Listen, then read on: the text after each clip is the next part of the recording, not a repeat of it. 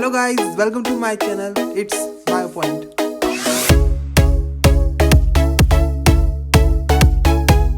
Hello guys, welcome to BioPoint. आज हम start करने जा रहे हैं हमारे सेल का लेक्चर नंबर 8। इसके पहले लेक्चर नंबर 7 में हमने कुछ डिटेल देखी थी किसकी, माइक्रोट्यूब्यूल्स की, या फिर मैं कहूँ साइटोस्केलेटल एलिमेंट्स की। वहाँ पर अपन ने जहाँ पर एंड किया था इसके पहले वाला लेक्चर, वहाँ अपन ने क्या देखा था कि जो सीलिया है, ठीक, सीलिया और फ्लैजिला, इन दोनों, जैसे कि मैं यहाँ पे बनाता हूँ फ्लैजिला, ठीक, मैंने यहाँ पे फ्लैजिला बनाया। इन दोनों के अंदर यहाँ पे एक स्ट्रक्चर रहता है जिसको अपन क्या कहता है, एक्सोनीम। अगर मैं इस स्ट्रक्चर को यहाँ से कट करता हूँ, ठीक, मैं इस टेल को अगर कट करता हूँ, जैसे एक टेल है, मैंने इसको यहाँ से कट किया और मैं यहाँ पे इसको देखूँ तो मेरे को एक स्ट्रक्चर दिखाई देगा कुछ ऐसा कि मेरे पास यहाँ बाहर तो मेम्ब्रेन है और इसके अंदर मेरे पास यहाँ पे एक्सोनीम प्रेजेंट है, ठीक। और एक्सोनीम कैसे बना, माइक्रोट्यूब्यूल्स की अरेंजमेंट से। तो अब अपन क्या पढ़ने जा रहे हैं कि माइक्रोट्यूब्यूल्स कैसे अरेंज हुई और इस एक्सोनीम का इसने फॉर्मेशन किया। क्लियर है? तो अब अपने पास यहाँ पे टॉपिक आता है स्ट्रक्चर ऑफ एक्सोनीम। इसको अपन बढ़िया से डिटेल में पढ़ने वाले हैं, आपकी एनसीईआरटी में ढंग से क्लियर हो जाएगी।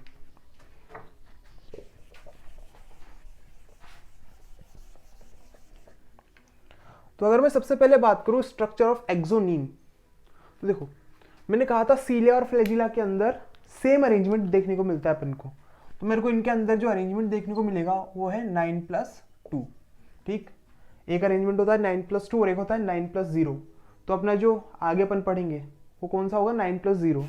तो अभी देखो सीलिया और फ्लैजिला में 9+2 प्रेजेंट है, सीलिया एंड फ्लैजिला। अभी जो अपन ने स्ट्रक्चर बनाया था छोटा सा, उसको अपन ने यहाँ पे मान लो जूम कर दिया है। तो मेरे पास ये जो आउटर मोस्ट मेम्ब्रेन है क्या है, सेल मेम्ब्रेन, और उसके अंदर क्या प्रेजेंट था, एक्सोनीम।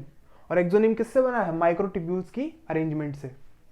तो अब अपन देखते हैं कि माइक्रोट्यूब्यूल्स कैसे अरेंज्ड है। तो यहाँ पे मेरे पास नंबर क्या है, 9+2। तो अगर मैं बात करूं ये जो पेरिफेरल पार्ट है, यहाँ पर मेरे पास 9 माइक्रोट्यूब्यूल्स प्रेजेंट होती है पेयर के अंदर, ठीक। यहाँ पे क्या है, जैसे कि मैं इसको नाम दे दूं A B A B A B, इसी तरह से हम इसको पूरे को नाम दे देता हूँ ए बी। तो देखो यहाँ 9 क्या डिनोट कर रहा है कि पेरिफेरल पे मेरे पास 9 माइक्रोट्यूब्यूल्स प्रेजेंट है पेयर के अंदर। हो गया मेरे पास, देखो 9 पेयर है पूरे, 1 2 3 4 5 6 7 8 9, ठीक। अब मेरे पास जो ये पेयर्स प्रेजेंट है यहाँ पे, ये एक दूसरे से कनेक्टेड रहते हैं, ठीक है। जैसे कि बी को मैंने कनेक्ट कर दिया ए से, फिर इसको मैंने से कनेक्ट कर दिया, ये सब क्या एक दूसरे से कनेक्टेड। 9 का तो आपको क्लियर हो गया होगा। फिर नेक्स्ट है 2। तो अगर मैं बात करूँ इसके सेंटर में मेरे पास 2 माइक्रोट्यूब्यूल होते हैं, जैसे कि एक इसको मैं कह दूँ S1, इसको मैं कह दूँ क्या, S2। 2 माइक्रोट्यूब्यूल ये हो गई, और ये पेयर में नहीं होती, ये सिंगल होती है, ठीक, 1 2। तो 9 तो हो गए मेरे पास कहाँ, पेरिफेरल में, और 2 हो गए सेंटर में। अब मैं बात करूँ तो जो दोनों है ना एक दूसरे से कनेक्टेड है, यहाँ पे बीच में शीट है, ये शीट इन दोनों को कनेक्ट कर रही है, और ये दोनों एक कवरिंग के अंदर है। क्या कहा मैंने कि ये दोनों एक कवरिंग के अंदर है और दोनों एक दूसरे से कनेक्टेड है। कौन इनको कनेक्ट कर रहा है, ये सेंट्रल शीट। अगर मैं इसको लेबल करूँ तो देखो यहाँ पे अपने पास क्या है, 2 पेयर में है, तो मैं इनको क्या कहूँगा, डबलेट। और ऐसे कितने डबलेट है मेरे पास यहाँ पे, टोटल 9, ठीक। कितने डबलेट है मेरे पास यहाँ पे, टोटल 9, और सब क्या है एक दूसरे से कनेक्टेड। तो यहाँ पर जो इनको कनेक्ट कर रहा है, ठीक है, जैसे मान लो ये लिंक है, इन दोनों को कनेक्ट कर रहा है, तो मैं इसको कहूँगा इंटर डबलेट लिंक, ठीक है। इंटर डबलेट लिंक ने क्या किया, इन दोनों को कनेक्ट किया है साथ में। फिर नेक्स्ट अगर अपन आगे बढ़े तो यहाँ पे जो डबलेट है, मेरे को इन सबको इस कवरिंग से कनेक्ट कराना है, ठीक। तो मैं इन सबको इस कवरिंग से कनेक्ट करा देता हूँ।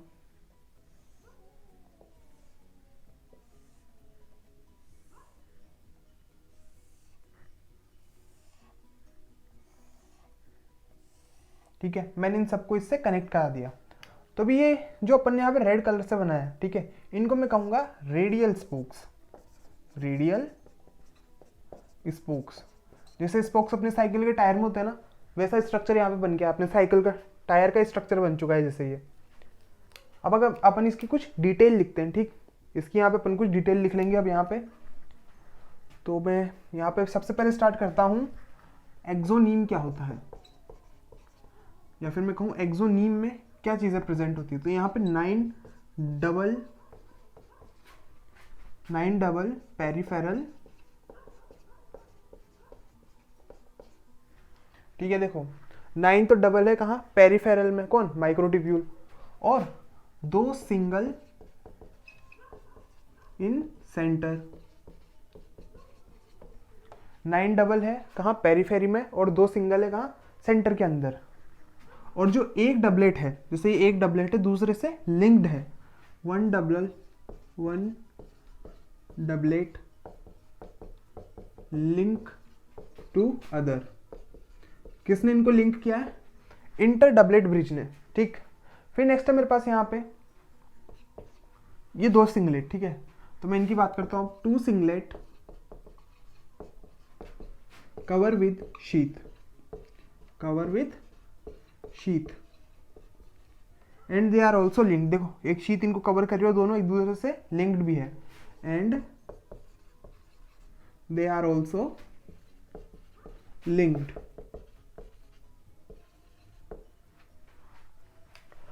अब ये जो डबलेट थे सेंट्रल शीथ से भी क्या है, अटैच्ड है, यानी कि लिंक्ड है। तो मैं यहां लिखूंगा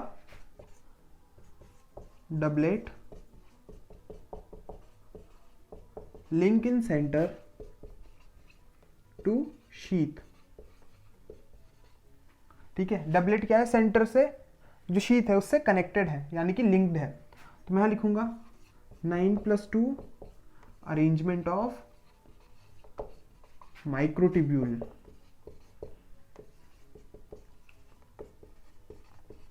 तो यही मेरे पास क्या है, 9+2 अरेंजमेंट ऑफ माइक्रोट्यूब्यूल। 9 क्या है, डबल, और 2 क्या है, सिंगल। क्लियर है। तो देखो यहाँ पे क्या देखा अपन ने कि मेरे पास स्ट्रक्चर ऑफ एक्सोनीम कैसा है, सीलिया और फ्लैजिला के अंदर 9+2, ठीक है। यहाँ पे 9 माइक्रोट्यूब्यूल्स तो कहाँ प्रेजेंट है, पेरिफेरी पे, ठीक। ये पेरिफेरल प्रेजेंट है, और कैसे है, पेयर में। और 2 कहाँ प्रेजेंट है मेरे पास, सेंटर में, ये कैसे, सिंगल, ठीक। और ये दोनों भी एक दूसरे से कनेक्टेड है, और एक सेंट्रल शीथ के अंदर कवर्ड है। अब ये जो माइक्रोट्यूब्यूल्स है, ये इसकी सेंट्रल शीथ से क्या है, लिंक्ड है, ठीक। उसको मैंने क्या कह दिया, रेडियल स्पोक्स। और ये जो माइक्रोट्यूब्यूल्स है पेरिफेरी पे, ये एक दूसरे से क्या है, लिंक्ड है, किससे, इंटर डबलेट लिंक से। क्लियर है। ये 2 पेयर में तो मैं इसको डबलेट कह रहा हूँ, ये दोनों सिंगल है तो सिंगलेट। वही अपन ने यहाँ पे डिटेल लिखी है, ठीक। तो यहाँ पे अपना जो 9+2 का अरेंजमेंट है कंप्लीट हो चुका है। अब अपन को देखना है क्या, 9+0 का अरेंजमेंट, ठीक। वैसे स्ट्रक्चर में कुछ इतना ज़्यादा चेंज नहीं है, जहाँ पे अपन ने डबलेट बनाया ना, यहाँ पे ट्रिपलेट हो जाएंगे। और फिर वहाँ क्या करना अपन, 9+0, यहाँ 2 था वहाँ 0 है, यानी कि बीच में वहाँ पे माइक्रोट्यूब्यूल्स प्रेजेंट नहीं होंगी, ठीक। पहला डिफरेंस तो क्या आया कि यहाँ पे डबलेट है तो वहाँ पे ट्रिपलेट हो जाएंगे, 9 ही रहेंगे, पर यहाँ डबल की जगह वहाँ 3 हो जाएंगे। और यहाँ बीच में कोई भी माइक्रोट्यूब्यूल नहीं होगा, इसीलिए उसका नंबर क्या है, 0। तो अपन उस स्ट्रक्चर को बनाते हैं, ठीक। फिर उसकी भी अपन डिटेल में समझते हैं। अब मेरे पास यहाँ पे नेक्स्ट अरेंजमेंट है, कौन सा, 9+0 का, ठीक। तो ये अरेंजमेंट किसके अंदर प्रेजेंट होगा, बेसल बॉडी और सेंट्रियोल दोनों के अंदर सेम है। तो मैं यहाँ पे अगर इसके अरेंजमेंट का स्ट्रक्चर बनाऊं तो कुछ ऐसा बनेगा। मेरे पास वही बाहर मेम्ब्रेन है, ठीक। वो क्या कह रहा है, 9। तो मेरे पास यहाँ पे 9 प्रेजेंट है क्या, माइक्रोट्यूब्यूल्स। पर ये कैसे है, 3 साथ में है, ठीक है। जैसे मैं यहाँ बना दूं A B C, ठीक है। पहले इसको अपन लेबल कर लेते हैं।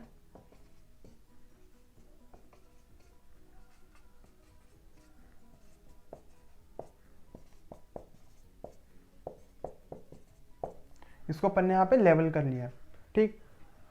अब मैं कह रहा हूँ कि वहाँ पे 2 माइक्रोट्यूब्यूल साथ में थे, तो अपन ने इसको डबलेट कहा था। यहाँ पर 3 है साथ में, तो अपन इसको क्या कहेंगे, ट्रिपलेट, ठीक। Triplet microtubule. पहली चीज तो ये हो गई। फिर वहां पे अपन ने इनको एक दूसरे से कनेक्ट किया था, उसी तरह से मैं इनको भी कनेक्ट करता हूँ। सी को ऐसे कर दिया,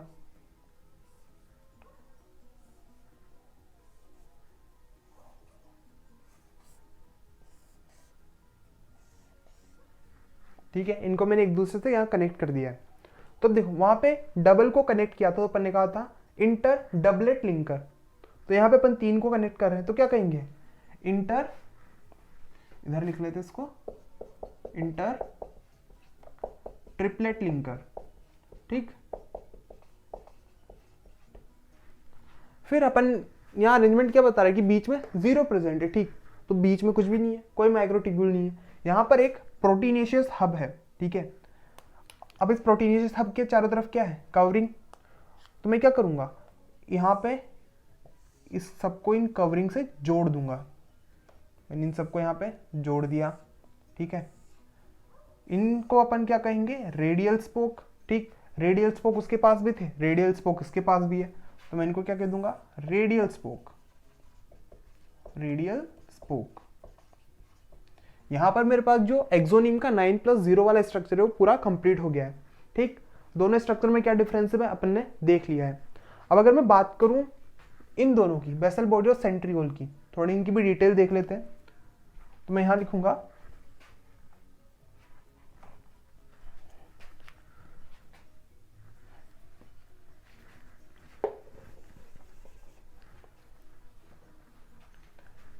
this arrangement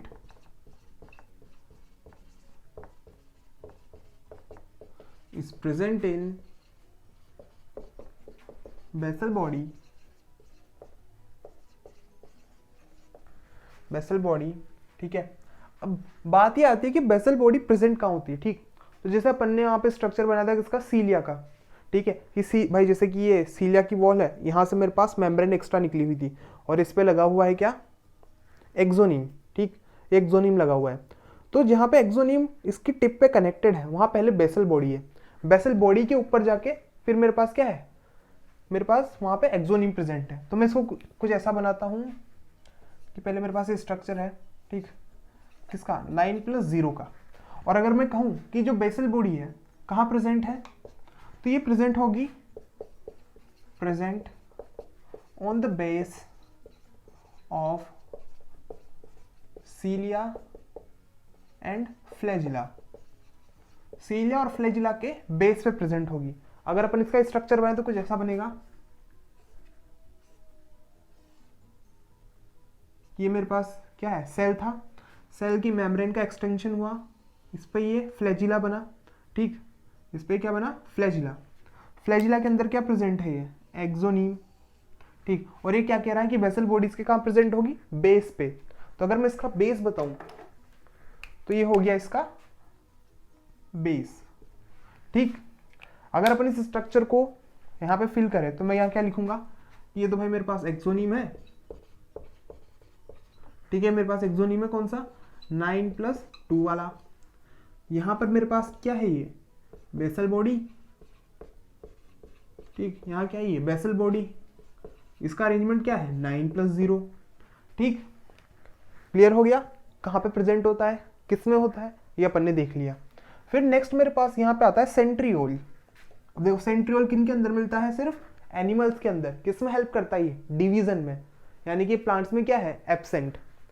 तो नेक्स्ट है मेरे पास यहाँ पे सेंट्रियोल। अगर मैं यहाँ सेंट्रियोल के लिए लिखूं, ठीक है, तो अपन कह सकते हैं ये जो बेसल बॉडी है वही सेंट्रियोल का फॉर्मेशन करा रही है। पर अपन यहाँ पे इसका स्ट्रक्चर बना लेंगे। इसका स्ट्रक्चर कुछ ऐसा है। ठीक है, वही 9+0 का अरेंजमेंट। ये हो गया मेरे पास क्या, सेंट्रियोल। अगर मैं एक ऐसा सेंट्रियोल लेता हूं और एक सेंट्रियोल को मैं इस तरह से रखता हूं। ठीक, एक सेंट्रियोल मैंने ऐसे लिया और एक सेंट्रियोल मैंने इस तरह से लिया। अगर मैं इन दोनों को एक दूसरे के ऊपर लेके आता हूं, ठीक है, मेरे पास कुछ ऐसा स्ट्रक्चर बनेगा।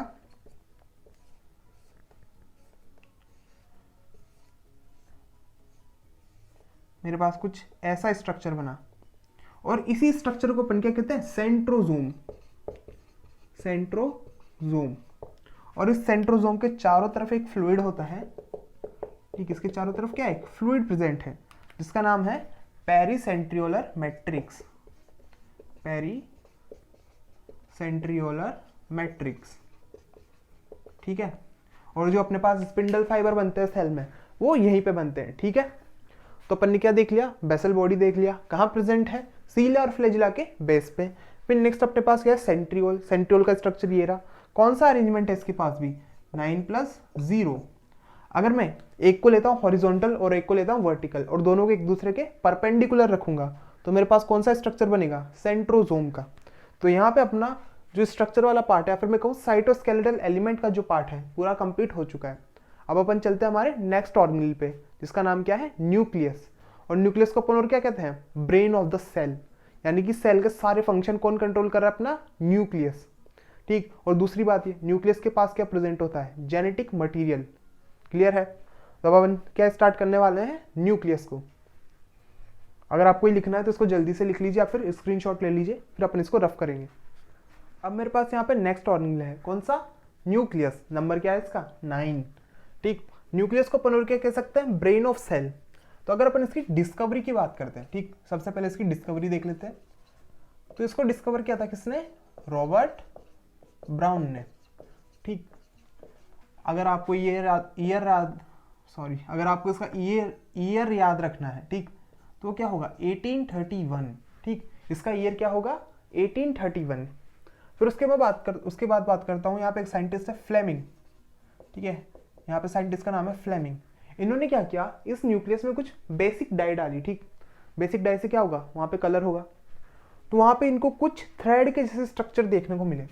इन्होंने यहाँ पे क्या किया, फ्लेमिंग ऑब्जर्व थ्रेड, ठीक है, thread like structure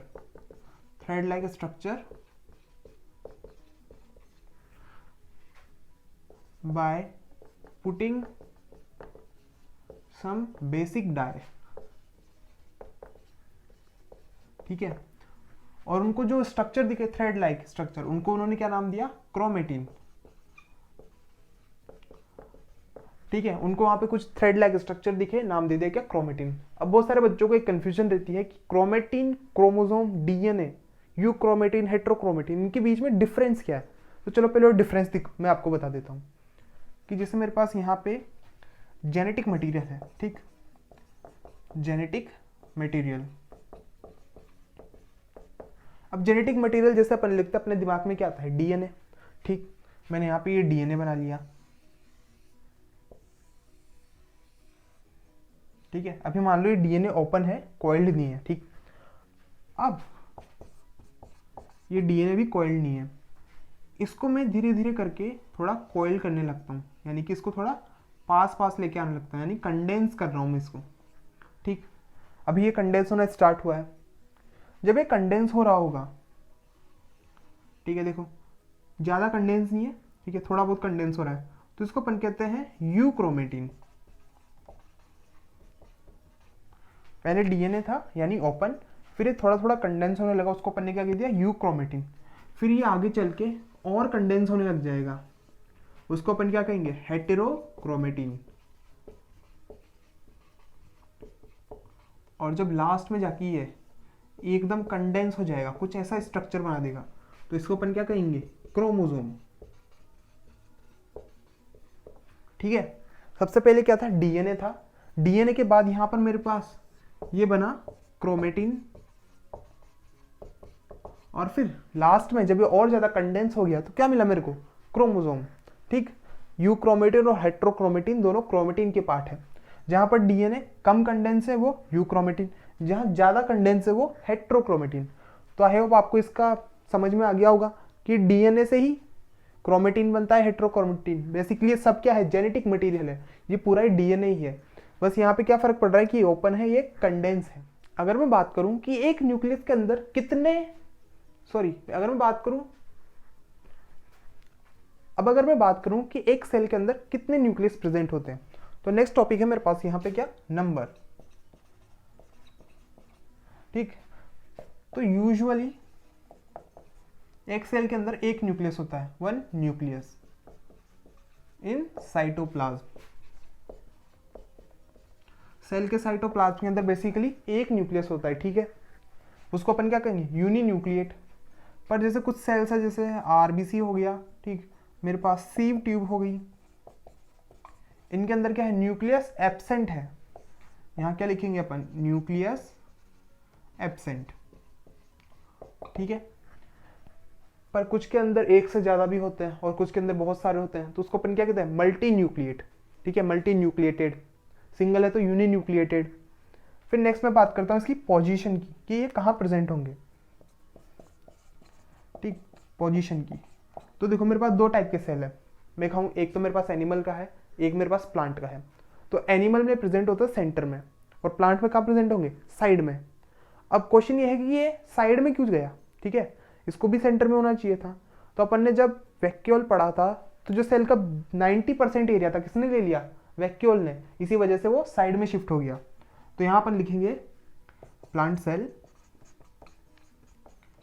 plant cell में किधर होता है ये, पेरीफेरल, पेरीफेरल, क्यों, ड्यू टू वैक्यूल। कौन सा वैक्यूल वहां अपन ने पढ़ा था, सेप वैक्यूल।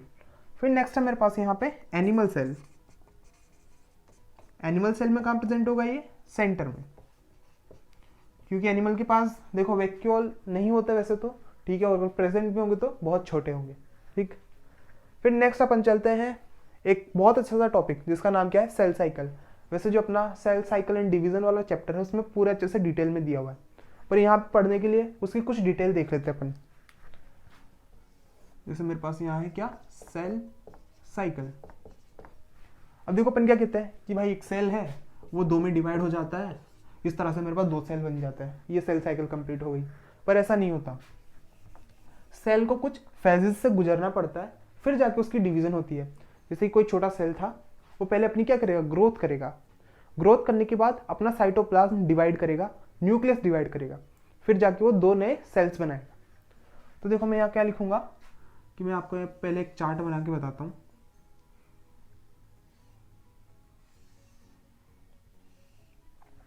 सेल की जो पूरी ग्रोथ है या फिर मैं कहूँ पूरी लाइफ है, उसको मैं 4 पार्ट में डिवाइड करता हूँ। जैसे मेरे पास यहाँ पहला है एम फेज, यहाँ पर G1, यहाँ S, यहाँ पर G2। अब ऐसे मानो कि मेरे पास यहाँ कोई सेल था, ठीक है, सिंगल सेल है, ये कहाँ जाएगा, आगे मूव करता जाएगा, G1 फेज अपनी कंप्लीट करेगा। अब G1 फेज में क्या कर रहा है, अपनी ग्रोथ कर रहा है, ठीक है, ये अपना साइज बढ़ाएगा। फिर जाता है कहाँ, S फेज में, S फेज में जाके अपना DNA रेप्लिकेट करता है।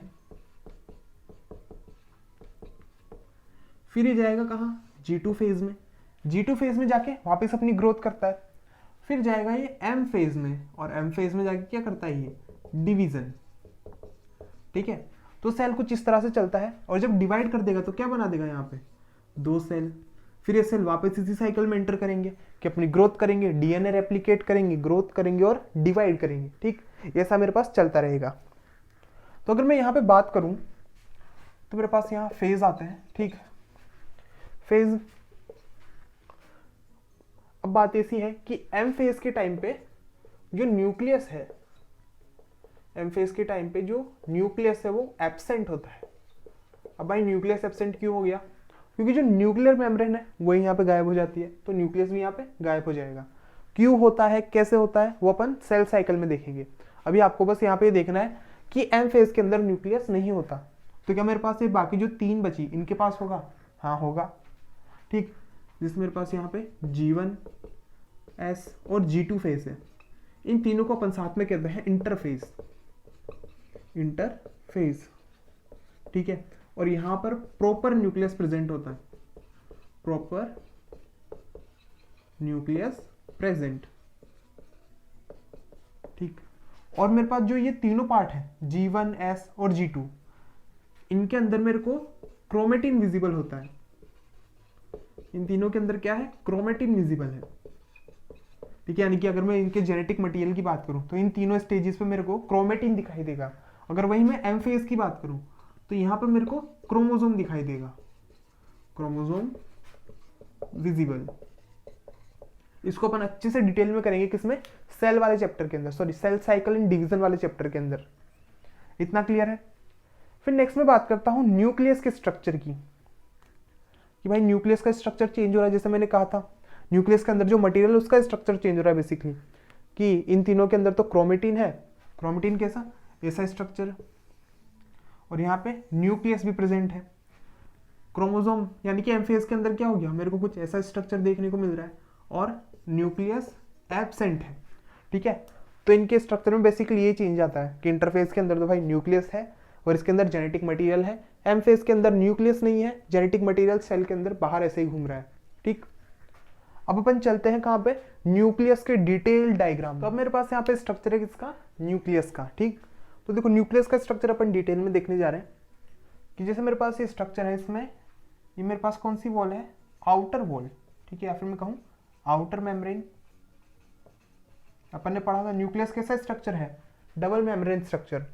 और ये क्या है इसकी, इनर मेम्ब्रेन, इनर मेम्ब्रेन। ठीक, ये होगी आउटर मेम्ब्रेन और ये होगी इनर मेम्ब्रेन। मैं दोनों को साथ में कहता हूं न्यूक्लियर एनवेलप, न्यूक्लियर एनवेलप। फिर नेक्स्ट में बात करूं कि इन दोनों वॉल्स के बीच में कुछ खाली जगह है। ठीक, इन दोनों वॉल्स के बीच में क्या है, खाली जगह। तो मैं इसको कहूंगा पेरी न्यूक्लियर स्पेस। दोनों के बीच में जो खाली जगह उसको अपन ने क्या कह दिया, पेरी न्यूक्लियर स्पेस।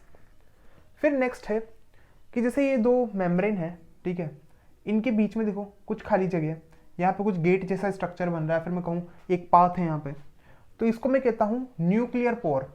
ठीक, जैसे यहाँ न्यूक्लियर पोर पे मैंने एक कॉम्प्लेक्स बना रखा है, इसको मैं कहूँगा न्यूक्लियो पोर कॉम्प्लेक्स।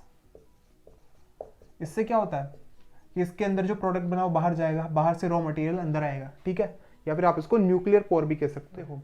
मेरे पास यहाँ पे जो न्यूक्लियस है इसके अंदर क्या है, इसके अंदर एक फ्लूइड मटेरियल है जिसका नाम क्या है, न्यूक्लियोप्लाज्म। उसका नाम क्या है, न्यूक्लियोप्लाज्म। और सेल के अंदर जो मिलता है उसको अपन क्या कहते हैं, साइटोप्लाज्म।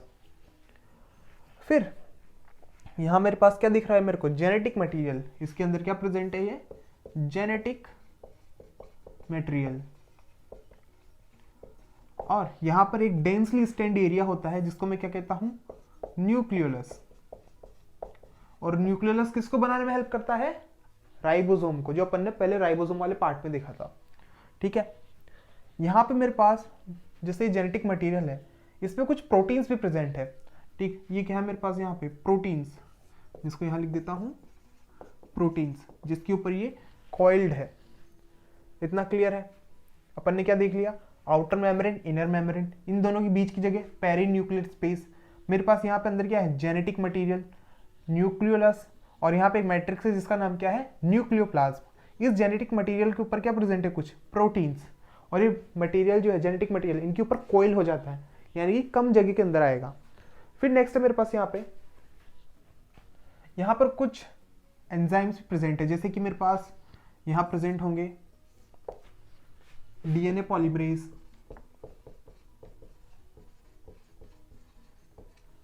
डीएनए पॉलीमरेज हो गया, यहाँ पे आरएनए पॉलीमरेज है,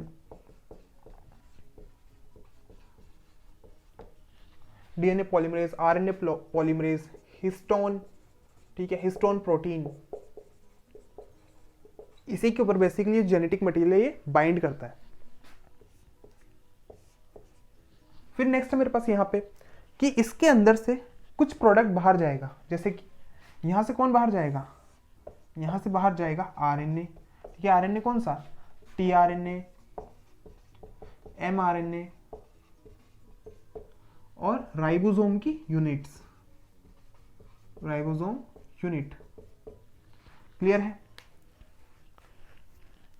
यहां पे अपना जो न्यूक्लियस का डायग्राम है पूरा हो चुका है। अब एक चीज देखो कि जिसकी आउटर मेम्ब्रेन है इसके ऊपर कुछ राइबोसोम्स प्रेजेंट है। अब क्वेश्चन ये आ सकता है कि राइबोसोम कहां से आए, तो अपन ने पढ़ा था कि न्यूक्लियस की मेम्ब्रेन से एक ऑर्गेनेल कंटिन्यूएशन में होता है जिसका नाम क्या है, ईआर। तो यहाँ पे आप मान लो कि यहाँ पे इसकी कंटिन्यूएशन में ईआर प्रेजेंट है, और ईआर के सरफेस पे क्या प्रेजेंट है, राइबोसोम। ईआर की सरफेस पे क्या प्रेजेंट है, राइबोसोम। तो वही राइबोसोम इसकी सरफेस पे भी आ गए। ठीक, वही राइबोसोम कहाँ आ गए, इसकी सरफेस पे भी। अब अपन इसके एक एक कंपोनेंट को यहाँ डिटेल में लिख लेते हैं, यानी कि एक एक के बारे में डिटेल लिख लेंगे। आपको डायग्राम क्लियर है तो कमेंट के अंदर थम्स अप दे। ठीक, कि आउटर मेम्ब्रेन, इनर मेम्ब्रेन, बीच की स्पेस पेरी न्यूक्लियर स्पेस, अंदर क्या मिल रहा है मेरे को, लिक्विड मैट्रिक्स, नाम क्या है, न्यूक्लियोप्लाज्म। अंदर से बाहर और बाहर से अंदर जाने के लिए क्या है, यहाँ पे गेट प्रेजेंट है, क्या नाम दे दिया, न्यूक्लियोपोर। फिर इसके अंदर क्या प्रेजेंट है, जेनेटिक मटेरियल। जेनेटिक मटेरियल पे एक डेंसली स्टेन्ड एरिया है, क्या नाम है उसका, न्यूक्लियोलस, यानी कि राइबोसोम फैक्ट्री। अब यहां से बाहर कौन जाएगा, आरएनए जाएगा, जैसे टीआरएनए, एमआरएनए और राइबोसोम की यूनिट्स। और क्या क्या प्रेजेंट है इसके अंदर डीएनए पॉलीमरेज है, आरएनए पॉलीमरेज और हिस्टोन प्रोटीन। यहाँ पे पूरा स्ट्रक्चर कंप्लीट हो गया है। मैं यहाँ पे एक पॉइंट और लिखना चाहता हूं कि जो आउटर मेम्ब्रेन है किसके कंटिन्यूशन में होती है, ईआर के कंटिन्यूशन विद ईआर। ठीक है, तो उस वजह से क्या होता है, इसके ऊपर बहुत बार राइबोसोम अटैच हो जाते हैं। सम टाइम राइबोसोम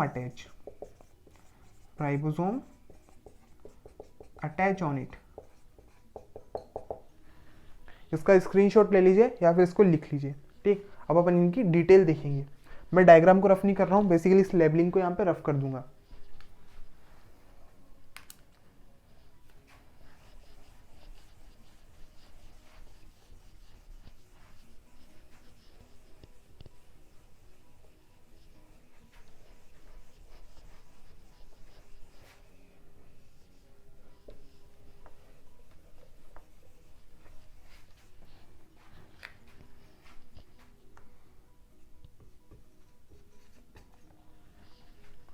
तो मेरे पास यहाँ पे सबसे पहले आता है कौन, यहाँ सबसे पहले आएगी मेरे पास न्यूक्लियर मेम्ब्रेन। ठीक है, या फिर न्यूक्लियर एनवेलप। कौन बना रहा है उसको, आउटर और इनर मेम्ब्रेन। तो मैं लिखता हूँ न्यूक्लियर मेम्ब्रेन सबसे पहला यही है। ठीक है, अब कितनी मेम्ब्रेन है, दो। पहली यहाँ मैं लिख दूंगा आउटर मेम्ब्रेन। ठीक है, मेम्ब्रेन है तो किसकी बनी होगी, वही लिपिड की। ठीक है, इन कंटिन्यूशन विद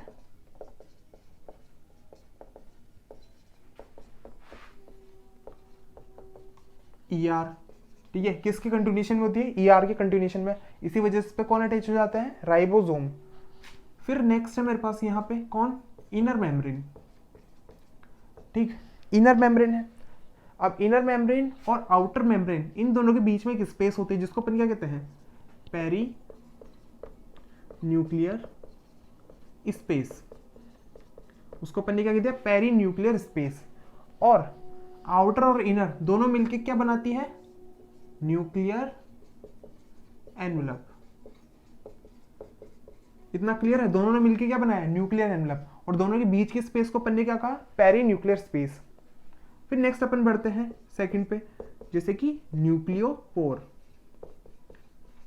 ठीक, अब न्यूक्लियोपोर या फिर आप कह सकते हो न्यूक्लियर पोर। ठीक है, न्यूक्लियर पोर लिख देते हैं, न्यूक्लियर पोर क्या करते हैं, ये रॉ मटेरियल को अंदर और प्रोडक्ट को बाहर भेजते हैं। ठीक, तो यहां मैं लिखता हूं कहां, ये आउटर और इनर मेम्ब्रेन यहाँ पे दोनों जुड़ी हुई है, यहाँ पे प्रेजेंट है। तो यहाँ पर लिखेंगे outer and inner membrane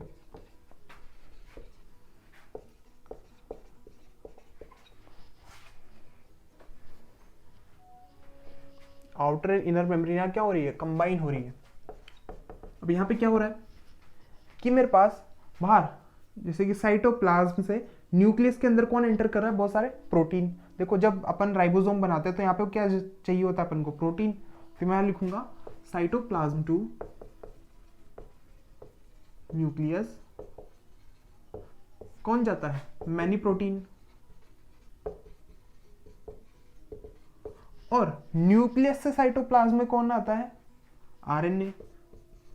nucleus to cytoplasm कौन आया, आरएनए। ठीक है, और राइबोसोम की यूनिट्स। फिर नेक्स्ट मैं बात करूं न्यूक्लियर मैट्रिक्स की, यानी कि इसके अंदर के फ्लूइड की। तो थर्ड कौन है मेरे पास यहाँ पे, न्यूक्लियर मैट्रिक्स। क्या नाम दिया था अपन ने उसको, न्यूक्लियोप्लाज्म। अब इस न्यूक्लियोप्लाज्म के अंदर क्या क्या प्रेजेंट होता है, पहला तो फ्लूइड होगा इसके अंदर, दूसरा इसके अंदर क्रोमेटिन होगा। ठीक है, क्रोमेटिन यानी कि डीएनए, जेनेटिक मटेरियल। फिर नेक्स्ट इसके पास क्या होगा, और न्यूक्लियोलस। अगर मैं इस मैट्रिक्स को देखूं, मैट्रिक्स के अंदर क्या क्या मिल रहा है मेरे को, फ्लूइड, क्रोमेटिन और न्यूक्लियोलस। क्लियर है इतना। अब अपन बात करते हैं किसकी, न्यूक्लियोलस की। ठीक, तो मेरे पास यहां पर है न्यूक्लियोलस। अब अगर मैं न्यूक्लियोलस की बात करूं तो किसके अंदर होता है, प्रेजेंट इन न्यूक्लियस।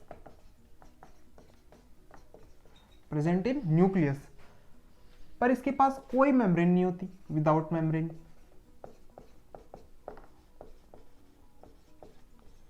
और ये डेंस स्टैंड क्या होता है, ऑर्गेनेल होता है।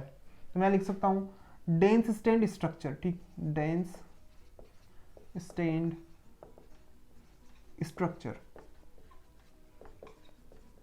और ये मेटाबॉलिकली एक्टिव होता है, यानी कि यहाँ पे रिएक्शन चल रही होती है। किसका फॉर्मेशन करता है ये, आरएनए, ठीक। यहाँ किसका फॉर्मेशन चलता है, ये आरएनए का फॉर्मेशन, या मैं लिख दूं आरएनए सिंथेसिस। पर ये साथ में क्या बना रहा होता है, और राइबोसोम बनाने में भी हेल्प करता है। फिर नेक्स्ट में क्या लिखूंगा, इसका नंबर सिंगल भी हो सकता है, ठीक है, number can be single.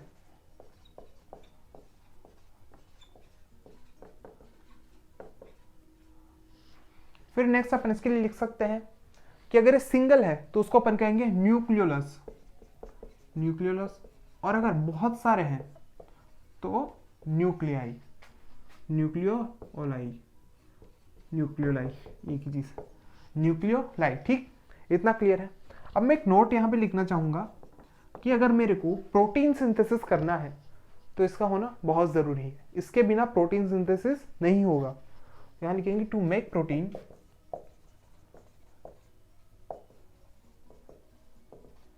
nucleolus should be present, nucleolus should be present। क्योंकि अगर ये नहीं होगा तो राइबोसोम नहीं बनेंगे, राइबोसोम नहीं होंगे तो प्रोटीन नहीं बनेगा, सिंपल सी बात। तो मैंने डायरेक्टली लिख दिया क्या कि to make protein nucleolus should be present. फिर नेक्स्ट मेरे पास यहाँ पे पॉइंट आता है, देखो जितने भी ऑर्गेनेल थे सारे कंप्लीट हो चुके हैं। अब अपन जो अपना सेल वाला चैप्टर है, सेल डिवीजन वाला, ठीक है, उसकी कुछ यहाँ पे डिटेल देख रहे हैं, अपनी बुक इस चैप्टर के लास्ट वाले पेजेस पे दी हुई है। जैसे कि मेरे पास यहाँ पे टर्म आती है क्रोमेटिन। क्रोमेटिन क्या होता है, मैंने आपको स्टार्टिंग में बता दिया कि हमारे डीएनए का लेंथ कितना है, 2 मीटर, वैसे भी 2.2 मीटर होता है। तो अपन लिख देंगे total length of human DNA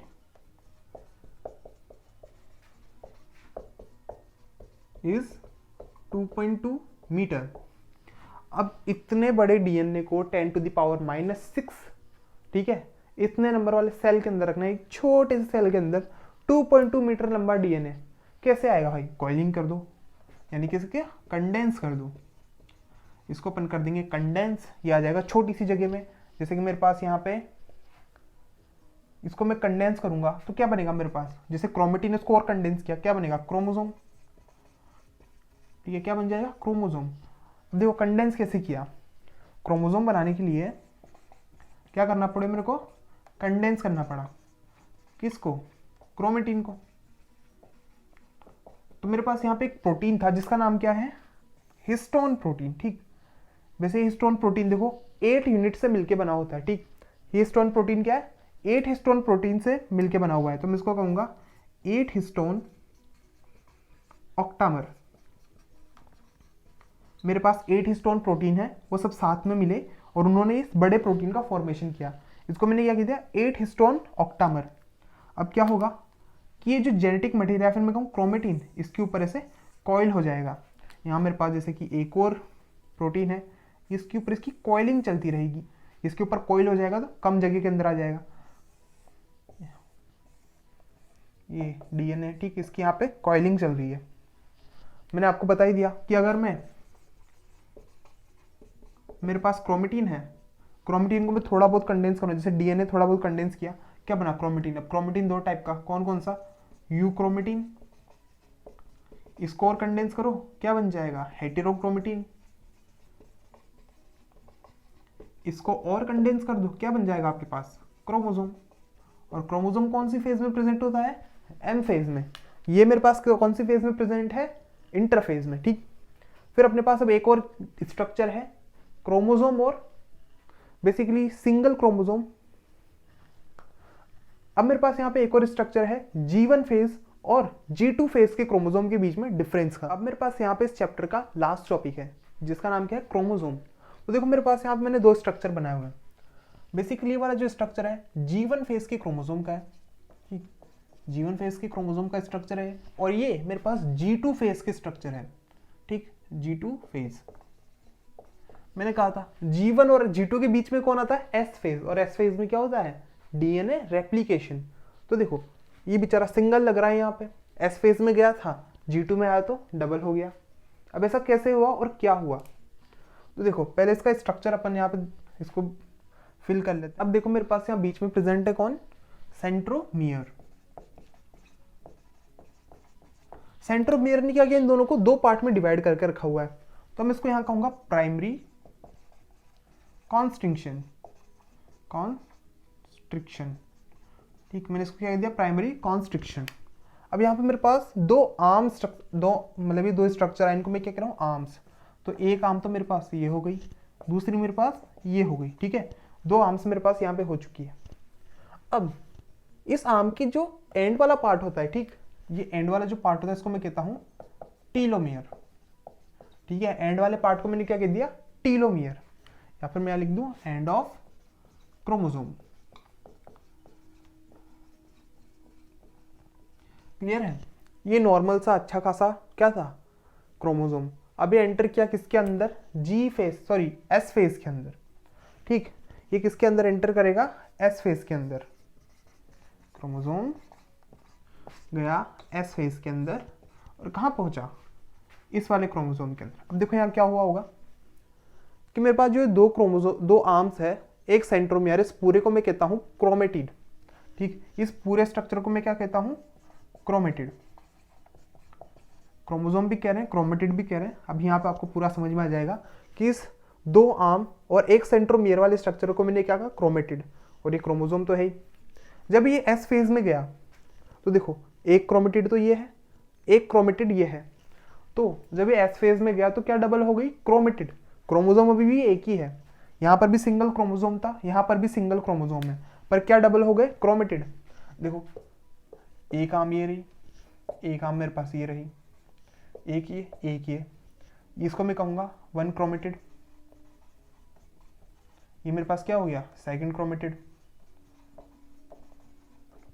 दो क्रोमेटिड मेरे पास हो गए, कब, जब ये एस फेज से निकला। बीच में क्या प्रेजेंट है, ये सेंट्रोमियर। अब इस सेंट्रोमियर पे एक डिस्क लाइक स्ट्रक्चर भी बन जाता है, ठीक, इस सेंट्रोमियर पे क्या प्रेजेंट है, डिस्क लाइक स्ट्रक्चर। इसको मैंने कह दिया काइनेटोकोर, काइनेटोकोर। ये सब अपने पास डिटेल में किसके अंदर, चैप्टर नंबर 10 के अंदर, ठीक, कि यहां से एक क्रोमेटिड गया था, दो क्रोमेटिड हो गए, सेंट्रोमियर अभी भी एक है, सेंट्रोमियर पे एक प्रोटीन जैसा स्ट्रक्चर बन गया जिसको अपन ने क्या कहा, काइनेटोकोर। यहां पर लिख देते हैं प्रोटीन स्ट्रक्चर।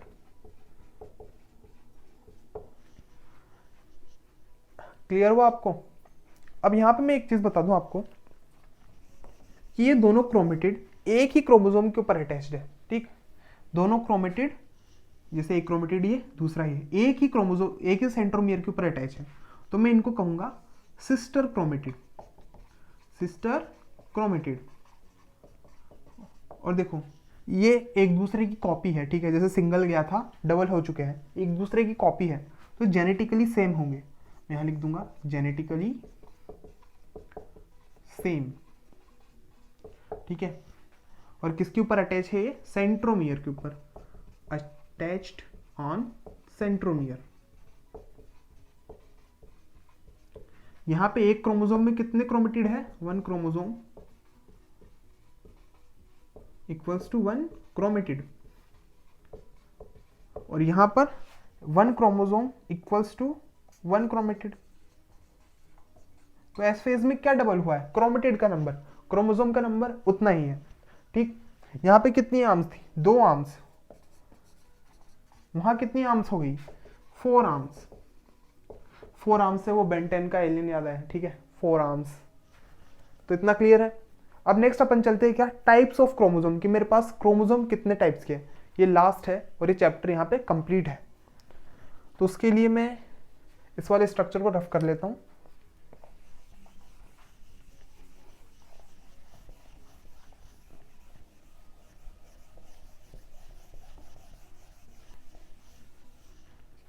तो यहाँ पे मेरे पास क्या है, टाइप्स ऑफ क्रोमोसोम, ठीक। तो यहाँ सबसे पहला है मेरे पास मेटासेंट्रिक। मेटासेंट्रिक, देखो मेटासेंट्रिक में क्या है कि मेरे पास जो सेंट्रोमियर है यहाँ सेंटर में प्रेजेंट है, ठीक है, दोनों तरफ आर्म्स जो है उनकी लेंथ सेम है, तो मेरे पास यहाँ कुछ ऐसा स्ट्रक्चर आएगा, ठीक है। सेंट्रोमियर मेरे पास यहाँ बीच में प्रेजेंट है और इसके ऊपर आर्म्स प्रेजेंट है, मैं लिख दूं सेंट्रोमियर एट सेंटर। फिर नेक्स्ट है मेरे पास यहाँ पे कौन, सब मेटासेंट्रिक। सब मेटासेंट्रिक, अब देखो सब मेटासेंट्रिक में क्या हो रहा है कि ये जो सेंट्रोमियर था ये थोड़ा ऊपर की साइड मूव कर गया है, ठीक है, ये थोड़ा ऊपर मूव कर गया है,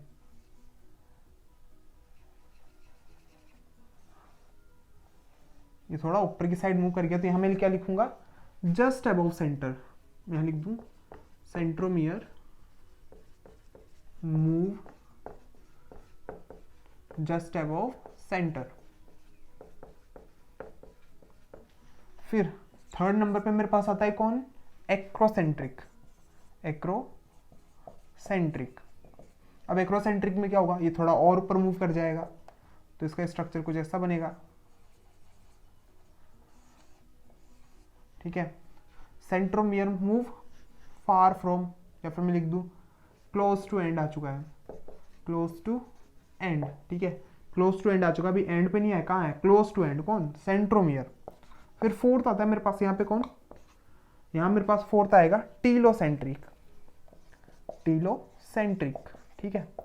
अब टीलोसेंट्रिक क्या होगा, जैसे क्लोज टू एंड था ये एकदम एंड पे आ जाएगा कि भाई ये हो गया मेरे पास सेंट्रोमियर और ये हो गया इसके आर्म्स, तो यहाँ पर क्या लिख देंगे, एट एंड, ठीक। और यही अपने चैप्टर का भी क्या हो चुका है, दी एंड, ठीक। कोई डाउट है इसमें कि ये स्ट्रक्चर था, सेंट्रोमियर धीरे धीरे ऊपर मूव करता जा रहा है और एकदम एंड पे पहुंच जाएगा, जिसको अपन ने क्या दिया, टीलोसेंट्रिक। तो यहाँ पे अपना चैप्टर कंप्लीट हो चुका है। आप इस चैप्टर को अच्छे से पढ़ें, फिर अपनी एनसीईआरटी की रीडिंग लगाएं और क्वेश्चन आंसर्स की प्रैक्टिस करें। अगर आपको इसके क्वेश्चन आंसर की प्रैक्टिस करनी है या फिर इसके हैंड रिटन नोट्स चाहिए, तो आप हमारे जो टेलीग्राम चैनल है उस पर विजिट कर सकते हैं, ठीक। हमारे जो टेलीग्राम चैनल है उसका नाम क्या है, it's bio point. It's bio point, आपको उसका लिंक डिस्क्रिप्शन में मिल जाएगा, आप वहाँ से भी एक्सेस कर सकते हैं। आपको सारे चैप्टर्स के हैंड रिटन नोट्स वहाँ से मिल जाएंगे और वीडियो पे हम यहाँ पढ़ा ही रहे, ठीक। तो यहाँ पे अपना चैप्टर पूरा हो चुका है। अब अपन मिलते हैं नेक्स्ट लेक्चर के अंदर या फिर नेक्स्ट चैप्टर के अंदर।